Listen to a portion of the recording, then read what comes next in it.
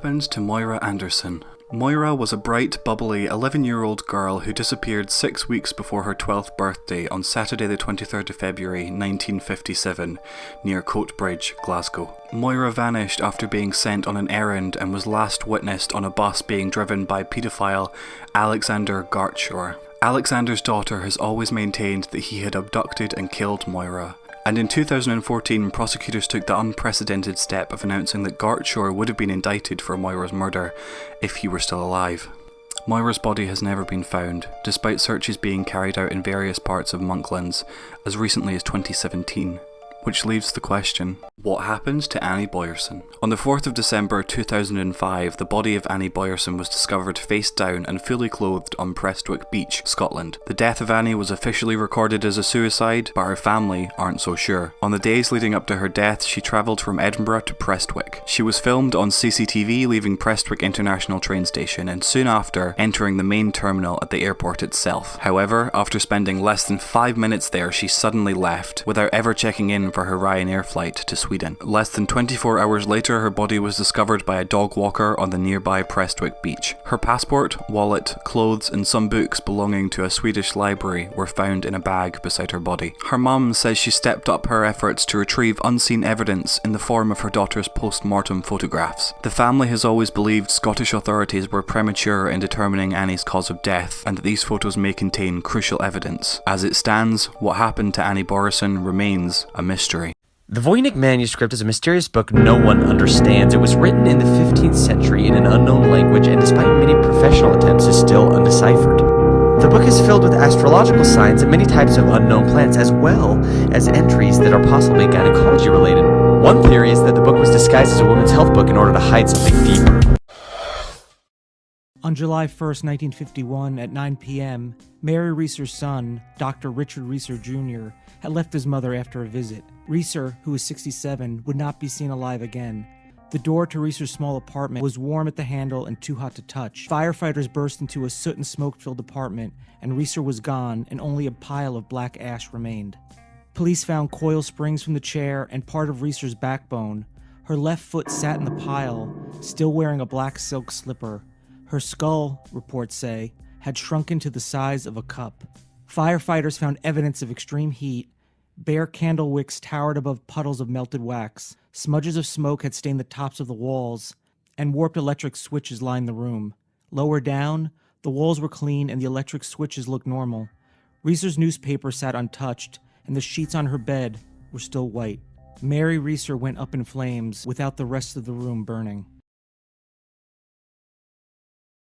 What happened to Elaine Doyle? 16-year-old Elaine spent her last evening enjoying her first ever adult disco with friends at Greenock's Celtic Supporters Club, Glasgow. But her life was cut short when she was brutally murdered as she walked home in 1986. On Monday the 2nd of June, a local resident went to pick up his car from the lane and to his horror, he discovered Elaine's body. Elaine had marks around her neck. Detectives also noted signs of a struggle and concluded the crime was sexually motivated. Tufts of hair and a broken bracelet were found at the scene. Strangely, the teenager's clothes were undamaged and left folded neatly beside the body. Hundreds of people were interviewed, but as time passed, the case went cold. The case was eventually reopened by police in 2012 after DNA that was taken from Elaine's chest and face matched former soldier John Docherty. He was convicted at the High Court in Edinburgh and jailed for a minimum of 21 years in 2014.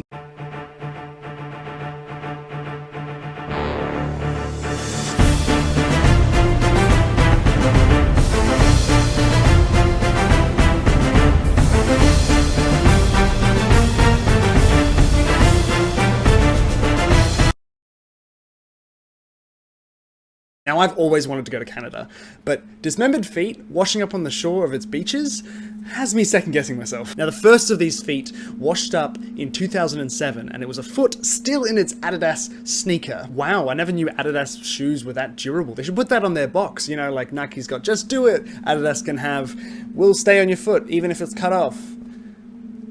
That's a terrible ad campaign. Anyway, since then, about 13 different feet have washed up on the shores of British Columbia.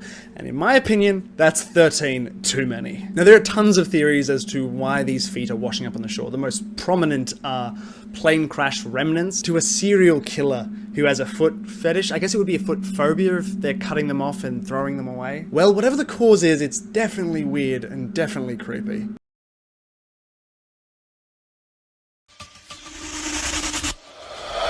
Late at night on Friday, November 17th, 1978, 4 teenage employees of a Burger Chef restaurant in Speedway, Indiana mysteriously disappeared. The restaurant was found empty, the safe was open, and the back door was ajar. The purses and jackets of the missing women remained. With a monetary loss of $600, the police didn't take the case seriously.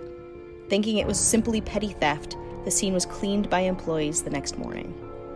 On Sunday afternoon, hikers found the bodies of the 4 over 20 miles away, 2 shot, 1 stabbed, 1 choked. All 4 victims were still wearing their Burger Chef uniforms.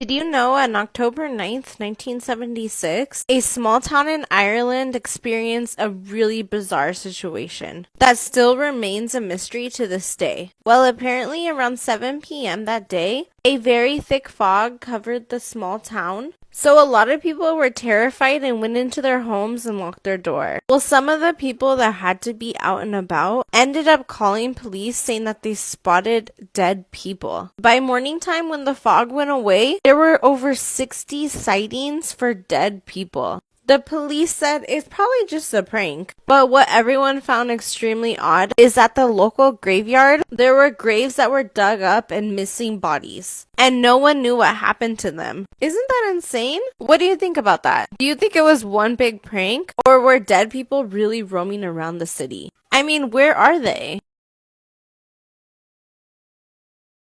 This became one of the largest murder investigations in Japanese history, and it still remains unsolved.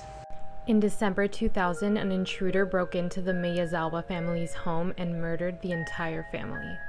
44-year-old Mikio, his 41-year-old wife Yasuko, and their children, 8-year-old Nina and 6-year-old Rei, were all discovered by Yasuko's mother. She found her son-in-law slumped at the bottom of the staircase, her daughter and granddaughter upstairs, and her grandson still in his bed. Everyone was stabbed to death except for Rei, who was strangled. An investigation concluded that they were murdered at 11:30 p.m. on December 30th. The killer entered through an open window on the 2nd floor, which he was able to access by climbing a tree.